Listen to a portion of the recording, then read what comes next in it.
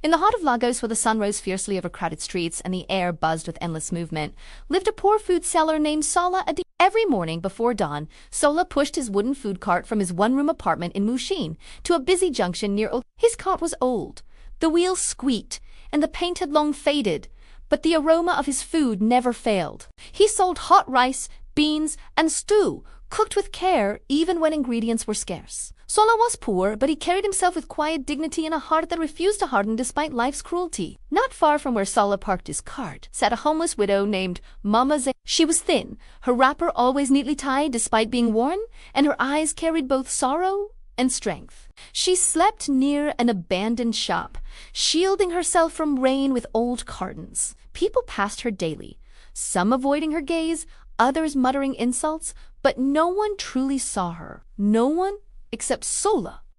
On Sola's first day at that junction, Mama Zainab approached his cart hesitantly. She did not ask for food. She simply stood nearby, inhaling the smell. Sola noticed immediately. Without a word, he scooped a portion of rice and beans into a plastic plate and handed it to her. Mama Zainab froze, shocked. Her hands trembled as she accepted it. She thanked him with tears rolling down her cheeks. That day, Sola made very little profit, but something in his heart felt full. From that day onward, Sola fed Mama Zainab every single morning. Rain or shine, good sales or bad days, she always received a warm meal. He never asked her story, and she never begged. They developed a quiet routine. She would greet him with prayers, and he would respond with a gentle smile. Sometimes she would help clean his cart or watch over it when he stepped away. To Sola, she was not a burden. She was family. Unknown to many, Mama Zainab carried a painful past. Years earlier, she had been married to a wealthy businessman who operated across Lagos Island and Victoria Island. She lived a life of comfort until tragedy struck. Her husband died suddenly under suspicious circumstances, and his business partners turned against her. Legal battles followed, documents disappeared, and she was falsely accused of crimes she did not commit. Stripped of everything, betrayed by people she trusted, and too proud to beg, Mama Zainab ended up on the streets. Lagos swallowed her pain without mercy. Despite her suffering, Mama Zainab never lost her faith in kindness. She believed that grace would someday find her again, and grace had arrived in the form of a struggling food seller who gave without expecting anything in return. Years passed, Sola's situation never improved significantly. Some days, he went home with barely enough money to buy ingredients for the next day. Friends mocked him for feeding a homeless woman for free. They told him Lagos was not a city for soft hearts. Sola listened, but never changed. If I stop feeding her, he would say, then hunger has won.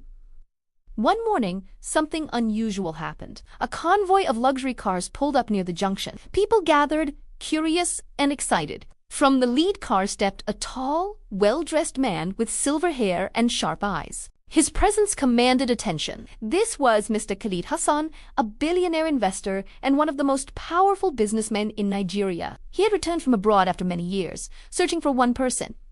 Mr. Hassan approached Sola's food cart, ignoring the stares and whispers around him. He asked calmly, "Excuse me, do you know a woman named Zainab?" Sola felt his heart skip. Mama Zainab was sitting nearby, quietly eating her food. Sola nodded slowly and pointed toward her. The billionaire froze when he saw her. His confident posture broke instantly. He walked closer, his eyes filling with disbelief and emotion. "Zainab," he called softly. Mama Zainab looked up.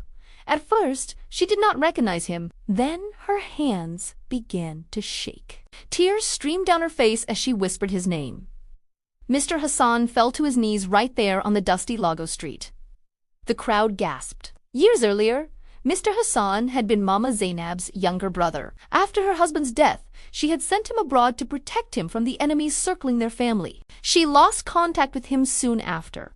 Mr. Hassan spent years searching for his sister, using his wealth and influence, but Lagos had hidden her well until that day. He embraced her tightly, crying openly.